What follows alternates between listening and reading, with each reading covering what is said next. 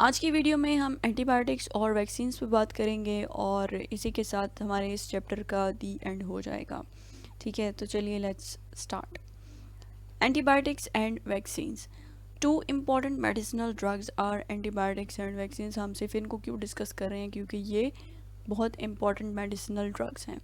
ठीक है, तो antibiotics is a drug that kills और रिटार्ड्स द ग्रोथ और रिप्रोडक्शन ऑफ बैक्टीरिया। जैसा कि हमने पहले भी बात की है कि एंटीबायोटिक्स जो हैं ये ऐसे ड्रग्स हैं जो कि बैक्टीरिया इन्फेक्शंस को ट्रीट करने के लिए यूज़ किए जाते हैं। और वो किस तरीके से ट्रीट करते हैं? बाय किलिंग द बैक्टीरिया और बाय रिटार्डिंग द ग्रोथ और रिप्रोडक्शन ऑफ बैक्टीरिया। ठीक है, कि किस तरीके से बैक्टीरिया को किल कर देते हैं या फिर बैक्टीरियल रिप्रोडक्शन जो है उसको रोक देते हैं और बैक्टीरिया को ग्रो नहीं करने देते। ठीक है, तो इस तरीके से एंटीबायोटिक्स जो हैं इनका मोड ऑफ एक्शन है। They are the chemicals produced by or derived from microorganisms, जिनमें हैं जी बैक्टीरिया एंड फंजाई। ठीक है, ये ऐसे केमिकल्स हैं जो कि हम माइक्रो ऑर्गेनिजम्स से लेते हैं। ठीक है, वो प्रोड्यूस करते हैं या फिर माइक्रो ऑर्गेनिजम्स की किसी भी प्रोडक्ट से हम डिराइव करते हैं। ठीक है, या डायरेक्टली ले लेते हैं, मॉडिफिकेशन के बाद इनको प्रोड्यूस किया जाता है। तो माइक्रो ऑर्गेनिजम्स कौन से हैं? बैक्टीरिया और फंजाई, इनसे हम लेते हैं एंटीबायोटिक्स। नेक्स्ट है bactericidal and bacteriostatic antibiotics. Antibiotics are used to treat many different bacterial infections. Some antibiotics are bactericidal, meaning that they kill bacteria. Others are bacteriostatic, meaning that they work by stopping bacterial growth.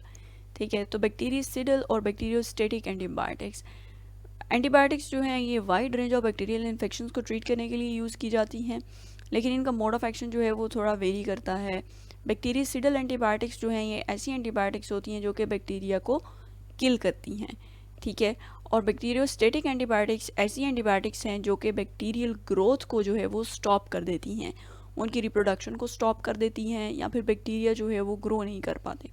ठीक है, तो इस वजह से जो है कुछ बैक्टीरियसिडल antibiotics होती हैं और कुछ क्या होती हैं? Bacteriostatic antibiotics. Antibiotics are among the most frequently prescribed medications in modern medicine. तो मॉडर्न मेडिसिन जो है इसमें सबसे ज़्यादा फ्रीक्वेंटली जो है वो प्रिस्क्राइब्ड मेडिकेशंस कौन सी हैं? एंटीबायोटिक्स। सो नेक्स्ट है, three major groups of antibiotics are described below. सबसे पहले हैं जी cephalosporins. Cephalosporins interfere with the synthesis of bacterial cell wall and so are bactericidal. ठीक है, कैफेलोस्पोरेंस ऐसी एंटीबायोटिक्स हैं जो कि बैक्टीरिया की जो सेल वॉल है, ठीक है, वो सिंथेसाइज नहीं होने देती। ठीक है, तो इस वजह से क्या है कि ये बैक्टीरियसिडल हैं, बैक्टीरिया को किल कर देती हैं। जब सेल वॉल ही नहीं रहेगी तो फिर बैक्टीरिया जो है वो डेफिनेटली किल हो जाएगा। ठीक है, so cephalosporins are used to treat pneumonia, sore throat, tonsillitis and bronchitis etcetera. ठीक है, तो कैफेलोस्पोरेंस जो है इनको निमोनिया को ट्रीट करने के लिए यूज़ किया जाता है। सोर थ्रोट, आपका गला खराब है, उसको ट्रीट करने के लिए यूज़ किया जाता है। टॉन्सिलाइटिस क्या है कि आपके जो टॉन्सिल्स हैं उनमें अगर बैक्टीरियल इन्फेक्शन हो जाए तो उसको ट्रीट करने के लिए, बैक्टीरियल इन्फेक्शन की वजह से क्या होता है कि वो इन्फ्लेमेशन हो जाती है उस एरिया में। ठीक है, टॉन्सिल्स में इन्फ्लेमेशन हो जाती है, उसको हम कहते हैं टॉन्सिलाइटिस। तो उसको ट्रीट करने के लिए, और ब्रोंकाइटिस जो है ये आपके जो लंग्स के एयरवेज हैं जिनको आप ब्रोंकाई कहते हैं, ब्रोंकाई के अंदर कोई बैक्टीरियल इन्फेक्शन हो जाए, इन्फ्लेमेशन हो जाए, ठीक है, तो उसको ट्रीट करने के लिए भी कैफेलोस्पोरेंस को यूज़ किया जाता है। Some antibiotics can be used to treat a wide range of infections and are known as broad spectrum antibiotics. ठीक है, ऐसी एंटीबायोटिक्स जिनको आप बहुत ज़्यादा टाइप ऑफ इन्फेक्शंस जो है उनको यूज़ करने के लिए, ट्रीट करने के लिए यूज़ कर सकते हैं, तो उनको आप कहते हैं these are broad spectrum antibiotics. ठीक है, others are only effective against a few types of bacteria and are called narrow spectrum antibiotics। ठीक है, तो ऐसी एंटीबायोटिक्स जो कि कुछ स्पेसिफिक टाइप्स ऑफ बैक्टीरिया जो हैं उनको ट्रीट करने के लिए ही आप यूज़ कर सकते हैं, उनको हम कहते हैं नैरो स्पेक्ट्रम एंटीबायोटिक्स। ठीक है, तो ये जो टाइप्स हैं ये किस बेस पे हैं? उनके जो टाइप्स ऑफ इन्फेक्शन या रेंज ऑफ इन्फेक्शन जो जिनको ट्रीट करने के लिए एंटीबायोटिक्स यूज़ की जा सकती हैं उसकी बेस पे एंटीबायोटिक्स की दो कौन सी टाइप्स हैं? ब्रॉड स्पेक्ट्रम एंटीबायोटिक्स और नैरो स्पेक्ट्रम एंटीबायोटिक्स। नेक्स्ट है जी tetracyclines. These are broad spectrum bacteriostatic antibiotics and inhibit bacterial protein synthesis। ठीक है, ये क्या है, ब्रॉड स्पेक्ट्रम एंटीबायोटिक्स है, wide range of bacterial infections को ट्रीट करने के लिए यूज़ की जाती हैं और बैक्टीरियोस्टेटिक है। इट मीन्स कि ये बैक्टीरिया की ग्रोथ और रिप्रोडक्शन जो है उसको रिटार्ड कर देती हैं। ठीक है, सो इनको हम कहते हैं दीज आर बैक्टीरियोस्टेटिक एंटीबायोटिक्स। वो किस तरीके से करती हैं कि ये बैक्टीरिया की जो प्रोटीन सिंथेसिस है उसको इनहिबिट कर देती हैं। ठीक है, और प्रोटीन्स जो हैं जैसा कि आप लोग जानते हैं नॉर्मल सेल फंक्शन परफॉर्म करने के लिए, सेलुलर एक्टिविटीज़ के लिए प्रोटीन्स जो हैं दीज आर इसेंशियल कंपोनेंट्स। ठीक है, तो अगर प्रोटीन सिंथेसिस नहीं होगी तो बैक्टीरिया जो है वो ग्रो नहीं करेगा, रिप्रोड्यूस नहीं करेगा, तो डेफिनेटली जो है वो with the passage of time उसकी डेथ हो जाएगी। Tetracyclines are used in the treatment of infections of respiratory tract, urinary tract, intestine. ठीक है, तो टेट्रासाइक्लिन्स जो हैं ये रेस्पिरेटरी ट्रैक्ट के इन्फेक्शंस को ट्रीट करने के लिए, यूरिनरी ट्रैक्ट के इन्फेक्शंस को ट्रीट करने के लिए और इंटेस्टाइन में जो बैक्टीरियल इन्फेक्शंस हैं उनको ट्रीट करने के लिए यूज़ की जाती हैं। Tetracyclines are not used in children under the age of 8 and especially during periods of tooth development. ठीक है, तो टेट्रासाइक्लिन्स जो हैं ये 8 साल से कम उम्र के बच्चे जो हैं उनको नहीं दी जाती, और स्पेशली जब वो अपने टीथ जो हैं उनके वो डेवलप हो रहे हों। ठीक है, ये क्यों है, क्योंकि टेट्रासाइक्लिन्स जो है ये परमानेंटली आपके टीथ जो है इनको स्टेन कर देती हैं। ठीक है, तो इसलिए जो है टेट्रासाइक्लिन्स जो है इनको अवॉइड किया जाता है to administer to the childrens below the age of 8। Next है सल्फा ड्रग्स, जिनको आप सल्फोनामाइड्स कहते हैं। सल्फा ड्रग्स जो हैं ये सिंथेटिक एंटीबायोटिक्स हैं दैट कंटेन सल्फोनामाइड ग्रुप। ठीक है, इनके अंदर सल्फोनामाइड ग्रुप है इसलिए हम इनको सल्फा ड्रग्स या सल्फोनामाइड्स भी कहते हैं। Sulfonamides are broad spectrum bacteriostatic antibiotics just like tetracyclines. ये क्या हैं, ये भी ब्रॉड स्पेक्ट्रम एंटीबायोटिक्स हैं और बैक्टीरियोस्टेटिक हैं। They inhibit the folic acid synthesis in bacteria. अब जो टेट्रासाइक्लिन्स हैं ये प्रोटीन सिंथेसिस को इनहिबिट करती हैं, जबकि सल्फोनामाइड्स जो हैं ये बैक्टीरिया के अंदर फॉलिक एसिड सिंथेसिस जो है उसको इनहिबिट करती हैं। ठीक है, तो फॉलिक एसिड जो है बैक्टीरिया जो है ये डीएनए के अंदर जो न्यूक्लिक एसिड्स होते हैं उनको सिंथेसाइज करने के लिए फॉलिक एसिड को यूज़ करते हैं। ठीक है, तो जब इनके अंदर सल्फोनामाइड्स की वजह से फॉलिक एसिड की सिंथेसिस इनहिबिट हो जाएगी तो डेफिनेटली रिप्रोड्यूस करने के लिए क्या है कि डीएनए का रेप्लिकेट करना ज़रूरी है, और रेप्लिकेशन के लिए क्या है, न्यूक्लिक एसिड्स होने चाहिए। ठीक है, तो जब न्यूक्लिक एसिड्स नहीं होंगे तो डीएनए रेप्लिकेशन नहीं होगी, रेप्लिकेशन नहीं होगी तो रिप्रोडक्शन नहीं होगी। ठीक है, तो इसलिए हम कहते हैं these are bacteriostatic antibiotics. They are used to treat pneumonia and urinary tract infections. ठीक है, निमोनिया और यूरिनरी ट्रैक्ट इन्फेक्शंस को ट्रीट करने के लिए सल्फोनामाइड्स को यूज़ किया जाता है। Expired drugs can cause damage to kidneys. ठीक है, एक्सपायर्ड ड्रग्स जो हैं ये टॉक्सिक होती हैं। ठीक है, तो टॉक्सिक जो केमिकल्स अगर आप कोई भी लेते हैं तो आपकी किडनीज जो हैं उससे डायरेक्टली इफ़ेक्ट होती हैं। ठीक है, तो एक्सपायर्ड ड्रग्स जो हैं वो आपकी किडनीज को डैमेज कर सकती हैं। सो कोई भी मेडिसिन यूज़ करने से पहले आपने उसकी एक्सपायरी डेट ज़रूर चेक करनी है। नेक्स्ट है antibiotic resistance. Antibiotics are extremely important in medicine but unfortunately bacteria are capable of developing resistance to them. ठीक है, अब एंटीबायोटिक्स जो है ये मेडिसिन में बहुत ज़्यादा इम्पॉर्टेंट है। ठीक है, लेकिन बैक्टीरिया जो हैं इनमें ये एबिलिटी मौजूद है कि ये इन एंटीबायोटिक्स के अगेंस्ट अपने अंदर रेजिस्टेंस डेवलप कर लेते हैं। तो such bacteria are not affected by commonly used antibiotics. ठीक है, अब आप इन बैक्टीरिया जो है इनके लिए अगर आप कॉमनली यूज्ड एंटीबायोटिक्स यूज़ कर रहे हैं, ठीक है, तो वो इन पे कोई इफ़ेक्ट नहीं होगा उसका।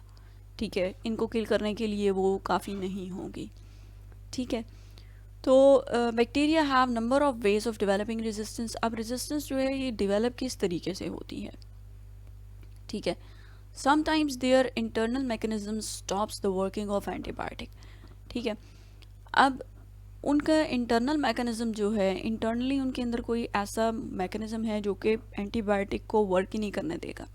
ठीक है, मीन्स अगर उनकी जो जेनेटिक मेकअप है उसके अंदर एंटीबायोटिक रेजिस्टेंट जीन है कोई, ठीक है, तो क्या होगा कि वो जीन कोई ऐसी प्रोटीन बनाएगी जो कि एंटीबायोटिक जो है उसको डिग्रेड कर देगी। ठीक है, कोई एंजाइम होगा जो कि एंटीबायोटिक को डिग्रेड कर देगा और वो एंटीबायोटिक जो है वो उस बैक्टीरिया को किल करने के लिए एफिशिएंट नहीं होगी। ठीक है। Bacteria can also transfer the genes responsible for antibiotic resistance between them. ठीक है, बैक्टीरियल कॉन्जुगेशन जो है ये ऐसा प्रोसेस है जिसमें बैक्टीरिया जो है वो जीन्स एक्सचेंज करते हैं। ठीक है, जेनेटिक मटेरियल उनका एक्सचेंज होता है कॉन्जुगेशन के प्रोसेस के थ्रू। ठीक है, तो बैक्टीरिया जो है ये एंटीबायोटिक रेजिस्टेंस जीन्स जो हैं वो भी आपस में इस प्रोसेस के थ्रू जो है वो ट्रांसफ़र कर सकते हैं। ठीक है, नॉर्मल जेनेटिक मेकअप के ट्रांसफ़र के दौरान ही क्या हो सकता है, एंटीबायोटिक रेजिस्टेंस जीन्स भी एक दूसरे के अंदर वो ट्रांसफ़र हो जाएंगी। ठीक है, तो क्या होगा कि अगर जो रेजिस्टेंट बैक्टीरिया होगा वो जब जीन्स ट्रांसफ़र करेगा तो जो जिसको करेगा जिस बैक्टीरिया को वो भी उसके अंदर भी एंटीबायोटिक रेजिस्टेंस जो है वो डेवलप हो जाएगी। सही है। Another reason for increasing antibiotic resistance in bacteria is their use in diseases in which they have no efficacy. ये सबसे इम्पॉर्टेंट चीज़ है कि आप ऐसी डिजीज़ को ट्रीट करने के लिए एंटीबायोटिक्स ले लेते हैं जिनके अंदर एंटीबायोटिक्स की ज़रूरत ही नहीं है। ठीक है, तो एंटीबायोटिक्स मिसाल के तौर पे antibiotics are not effective against infection caused by viruses. अब आपको अगर कोई वायरल इन्फेक्शन हुआ है तो वो एंटीबायोटिक्स से ट्रीट नहीं किया जा सकता। ठीक है, तो अगर आप उसके लिए भी एंटीबायोटिक ले लेते हैं अनकॉन्शियसली, आपको नहीं पता आपको वायरल इन्फेक्शन है, बैक्टीरियल इन्फेक्शन है, उसके लिए आप एंटीबायोटिक्स ले रहे हैं। ठीक है, तो ना तो आपकी डिजीज़ ट्रीट होगी। ठीक है, और आपके अंदर जो माइक्रोबायोटा है, जो बैक्टीरिया हैं, वो उससे एक्सपोज हो जाएंगे। उस एंटीबायोटिक से क्या होगा, वो एक्सपोज हो जाएंगे। तो क्या होगा कि उनके अंदर रेजिस्टेंस डेवलप हो जाएगी उसके अगेंस्ट। अब रेजिस्टेंस उनके अंदर किस तरीके से डेवलप होगी ये अभी हम डिस्कस करते हैं। ठीक है, तो resistance to antibiotics poses a serious and growing problem because some infectious diseases are becoming more difficult to treat. ठीक है, अब जैसे जैसे एंटीबायोटिक्स के अंदर बैक्टीरिया के अंदर एंटीबायोटिक रेजिस्टेंस डेवलप हो रही है। ठीक है, लेकिन डिजीज़ तो वही हैं, डिजीज़ वही हैं, बैक्टीरिया वही हैं, लेकिन बैक्टीरिया जो है उनके अंदर रेजिस्टेंस डेवलप हो चुकी है। ठीक है, तो अब जो आप उनको काउंटर करने के लिए मेडिकेशंस दे रहे हैं, एंटीबायोटिक्स यूज़ कर रहे हैं, वो अब इफ़ेक्टिव ही नहीं है। तो फिर ये जो डिजीज़ हैं, इन्फेक्शियस डिजीज़ हैं, उनको ट्रीट करना मुश्किल हो रहा है। ठीक है, some of the resistant bacteria can be treated with more powerful antibiotics. ठीक है, अब कुछ रेजिस्टेंट बैक्टीरिया है जिनको ट्रीट करने के लिए आप पावरफुल एंटीबायोटिक्स अगर लें तो वो उनको ट्रीट किया जा सकता है। But there are some infections that do not eliminate even with new antibiotics. ठीक है, लेकिन कुछ इन्फेक्शन ऐसे हैं जो कि अब अगर आप नई एंटीबायोटिक्स भी दे रहे हैं तो वो एलिमिनेट नहीं होते। सही है, तो the sulfonamide group is also present in other medications that are not antibiotics. ठीक है, जैसे कि जो हमने लास्ट स्लाइड में देखा है सल्फोनामाइड्स को, तो सल्फोनामाइड ग्रुप जो है वो कुछ ऐसी मेडिकेशन में भी होता है जो कि एंटीबायोटिक्स नहीं होती, जैसे कि थायाजाइड डायूरेटिक्स जो हैं, ये ऐसी मेडिसिन है जो कि हम यूज़ करते हैं ब्लड प्रेशर को कम करने के लिए। ठीक है, तो इनके अंदर भी सल्फोनामाइड ग्रुप मौजूद होता है। तो ज़रूरी नहीं है कि जिस भी ड्रग के अंदर सल्फोनामाइड ग्रुप है वो एंटीबायोटिक है। सही है। नेक्स्ट है जी, when bacteria are expose to the same antibiotics over and over they can change and are no longer affected by the drug. ठीक है, वो किस तरीके से चेंज हो जाते हैं, क्योंकि देखें अब एक बैक्टीरियल कॉलोनी है, उसके अंदर मल्टीपल बैक्टीरिया हैं। ठीक है, एक बैक्टीरियल कॉलोनी जो है उसके अंदर मल्टीपल बैक्टीरिया हैं। अब आप एंटीबायोटिक्स जो है वो एक्सपोज करते हैं, एंटीबायोटिक लेते हैं। ठीक है, कुछ बैक्टीरिया जो है वो किल हो जाएंगे, कुछ रह जाएंगे। अब जो रह जाएंगे वो रिप्रोड्यूस करेंगे। जब वो रिप्रोड्यूस करेंगे और उनके जो नेक्स्ट बनेंगे, उनसे जो बैक्टीरिया बनेंगे, ठीक है, उनके अंदर जो है वो रेजिस्टेंस होगी। ठीक है, तो with the passage of time क्या होगा कि जो नई बैक्टीरियल कॉलोनीज बन रही होंगी उनके अंदर वो वाले क्वालिटीज़ होंगी, वो वाले करेक्टरिस्टिक्स होंगे जो उनको इनेबल कर रहे हैं कि वो एंटीबायोटिक के अगेंस्ट उनके अंदर वो रेजिस्टेंस मौजूद होगी। ठीक है, तो सेम एंटीबायोटिक अगर आप ले रहे हैं तो उस एंटीबायोटिक के अगेंस्ट आपकी बॉडी के अंदर जो बैक्टीरिया हैं, आपका बॉडी का माइक्रोबायोटा है, उसके अंदर उस एंटीबायोटिक के अगेंस्ट क्या होगा, रेजिस्टेंस डेवलप हो जाएगी। अब आप वो एंटीबायोटिक लेंगे इन्फेक्शन को ट्रीट करने के लिए, कोई फ़र्क नहीं पड़ेगा, क्योंकि जो आपकी बॉडी के अंदर बैक्टीरिया हैं उनमें रेजिस्टेंस डेवलप हो चुकी है। दैट्स वाई एंटीबायोटिक्स जो हैं उनका अंधाधुंध जो यूज़ है वो नहीं होना चाहिए। ठीक है, जैसे कि बात की है कि ऐसी डिजीज़ेज़ जो कि एंटीबायोटिक से ट्रीट ही नहीं हो सकती, आप उनमें भी एंटीबायोटिक्स अगर लें उनको ट्रीट करने के लिए भी, तो ये आप अपने साथ जुल्म ही करेंगे। नेक्स्ट है जी vaccines. A vaccine is a material containing weakened or killed pathogens and is used to produce immunity to a disease by stimulating the production of antibiotics। ठीक है, अब वैक्सीन जो है, जैसा कि हमने पहले बात की है कि ये आपके इम्यून सिस्टम को स्ट्रॉन्ग करने के लिए यूज़ की जाती है प्रायर टू इन्फेक्शन। सही है, तो वैक्सीन बेसिकली ऐसा मटेरियल होता है जिसमें वीकेंड या किल्ड पैथोजन होता है। पैथोजन जो है कोई भी ऐसा माइक्रोब, फंजाई, बैक्टीरिया, वायरस जो कि आपकी बॉडी के अंदर आपको इन्फेक्शन प्रोड्यूस कर सकता है, इन्फेक्शन जो है वो कर सकता है, डिजीज़ कर सकता है। ठीक है, तो उसको हम कहते हैं पैथोजन है ये। ठीक है, तो वैक्सीन जो है इसके अंदर किल्ड पैथोजन होता है या फिर वीकेंड होता है। वीकेंड से मुराद ये है कि लेस विरुलेंट होता है। ठीक है, ज़्यादा सीवियर डिजीज़ कॉज नहीं कर सकता वो। ठीक है, ज़्यादा से ज़्यादा आपको फीवर हो सकता है उससे। सही है, and is use to produce immunity, और इसकी वजह से क्या होता है कि इम्यूनिटी प्रोड्यूस होती है आपकी बॉडी के अंदर उसी पैथोजन के अगेंस्ट। और क्योंकि जब वो आपकी बॉडी के अंदर इंजेक्ट किया जाता है तो आपकी बॉडी उसके अगेंस्ट एंटीबॉडीज़ बना लेती है। ठीक है, और अगर फ्यूचर में आपको एक जो है, ये तो वीकेंड पैथोजन था ना, अगर आपको एक बहुत ज़्यादा विरुलेंट अगर पैथोजन भी चला जाए आपकी बॉडी के अंदर, तो क्या हो, आपकी बॉडी के अंदर ऑलरेडी एंटीबॉडीज़ होंगी जो कि उसको किल करने के लिए इफ़ेक्टिव होंगी। ठीक है, in 1796 a British physician Edward Jenner infected a young boy with cowpox by injecting pus cells। ठीक है, after the boy had recovered from cowpox, Jenner injected the pus cells from a smallpox patient into him. The boy didn't get smallpox। अब जैसा कि आप इस figure में देख सकते हैं, ये एडवर्ड जेनर है जिन्होंने एक बच्चे को पकड़ा हुआ है। ठीक है, a painting showing Edward Jenner injecting the boy. ठीक है, it was a world's first vaccination. ठीक है, फर्स्ट वैक्सीनेशन थी ये दुनिया में। ठीक है, और ये 1796 में एडवर्ड जेनर जो एक ब्रिटिश फिजिशियन थे, इन्होंने जो है वैक्सीन जो है वो इजाद की। ठीक है, इन्होंने क्या किया कि ये जो यंग बॉय है उसको इंजेक्ट किया विद द पस सेल्स। अब काउ पॉक्स जो हैं, काउ पॉक्स, उस पॉक्स से पस सेल्स लिए और इस यंग बॉय जो है इसकी बॉडी के अंदर इंजेक्ट कर दिए। ठीक है, अब इंजेक्ट करने के बाद क्या हुआ कि वो जो बच्चा है उसको काउ पॉक्स हो गए। होने के बाद उस बच्चे ने रिकवर कर लिया काउ पॉक्स से। सही है, अब रिकवर करने के बाद जो है एडवर्ड जेनर उसने क्या किया कि उस बच्चे के अंदर जो स्मॉल पॉक्स है उसके पास सेल्स जो हैं उसके अंदर इंजेक्ट किए। अब उस बच्चे को स्मॉल पॉक्स नहीं हुए। ठीक है, ये उसकी एक ऑब्जर्वेशन थी कि काउ पॉक्स जो हैं, जिन लोगों को काउ पॉक्स हो गए उनको स्मॉल पॉक्स नहीं हुए। ठीक है, वो उनके अंदर इम्यूनिटी डेवलप हो गई थी स्मॉल पॉक्स के अगेंस्ट भी। ठीक है, तो काउ पॉक्स के उसने पहले क्यों पस सेल्स इंजेक्ट किए, क्योंकि काउ पॉक्स जो है ये माइल्डर होती है, ये ज़्यादा सीवियर डिजीज़ नहीं होती, जबकि स्मॉल पॉक्स जो है ये बहुत ही डेडली डिजीज़ होती है। ठीक है, तो इसलिए उसने क्या किया कि पहले काउ पॉक्स इंजेक्ट किए पस सेल्स। ठीक है, उस काउ पॉक्स के अगेंस्ट जो है उसके अंदर जो एंटीबॉडीज़ बन गई। ठीक है, और फिर जब स्मॉल पॉक्स जो हैं वो उसके पास सेल्स इंजेक्ट किए तो वो एंटीबॉडीज़ जो हैं वो स्मॉल पॉक्स के लिए जो रिस्पॉन्सिबल था पैथोजन उसके अगेंस्ट भी इफ़ेक्टिवली उन्होंने वर्क किया।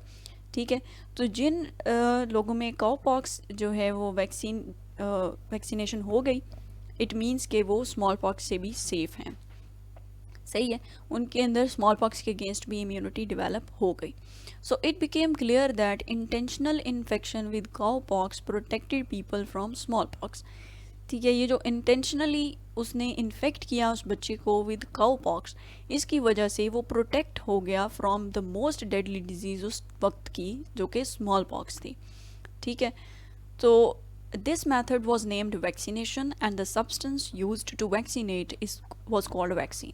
ठीक है, तो इस मेथड को उन्होंने नाम दिया है कि दिस इज़ वैक्सीनेशन, और जो सब्सटेंस जो है जिसको इंजेक्ट किया है, जो सब्सटेंस जिसको हम वैक्सीनेट कहते हैं, ठीक है, उसको उस टाइम पे उन्होंने क्या कहा कि ये वैक्सीन है।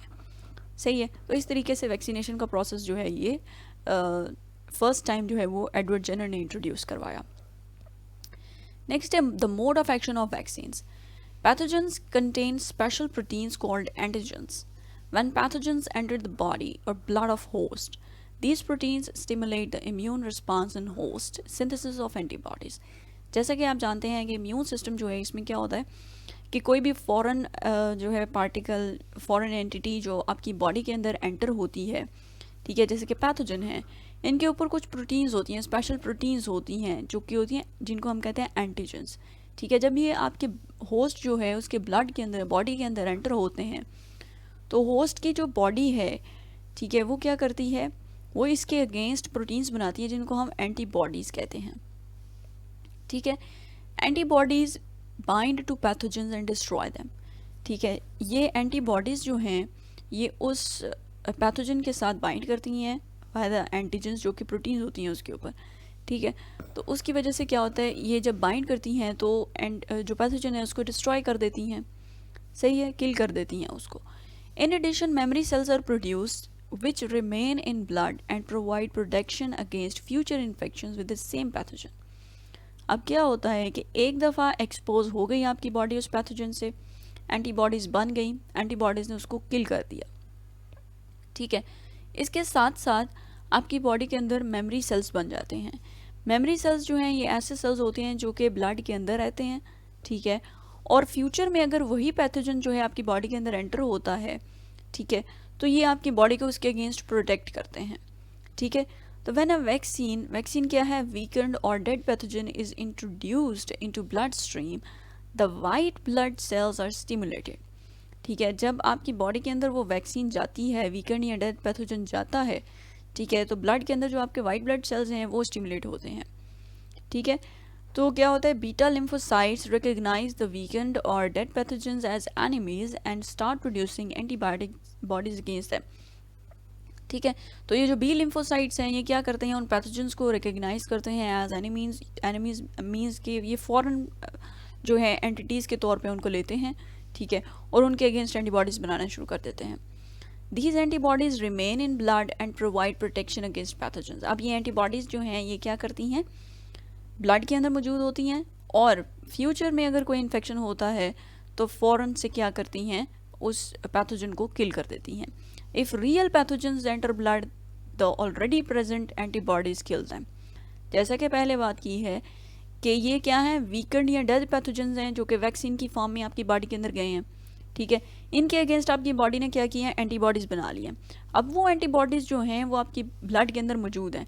अगर रियल और विरुलेंट पैथोजन आपके ब्लड के अंदर एंटर हो रहा है तो ये जो ऑलरेडी प्रेजेंट एंटीबॉडीज़ हैं ये उनको क्या करेंगी, किल कर देंगी।